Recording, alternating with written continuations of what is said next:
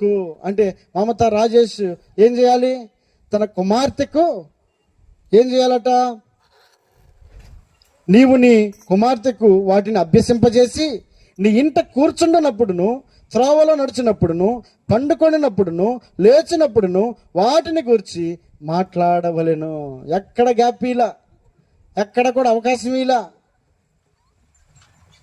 కూర్చున్నప్పుడైనా, నడిచేటప్పుడైనా, పడుకునేటప్పుడైనా, మరలా తిరిగి లేచేటప్పుడైనా, అన్ని సమయాల్లో కూడా దేవుని వాక్యం సెలవిస్తూ ఉంది.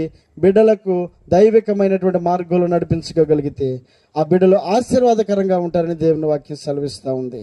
ఈ రాత్రి వేళ విన్నటువంటి ఈ మాటలు తనిక్షశ్రీకి దీవెనకరముగా, ఆశీర్వాదకరంగాను, అలాగే తల్లిదండ్రులు అయినటువంటి రాజేష్, మమత ఇరువురు దేవుని వాక్యానుసారమైనటువంటి జీవితంలో వారు నడుస్తూ ఆ బిడ్డను కూడా పెంచాలని ప్రభు పేరట తెలియపరుస్తూ నా మాటలు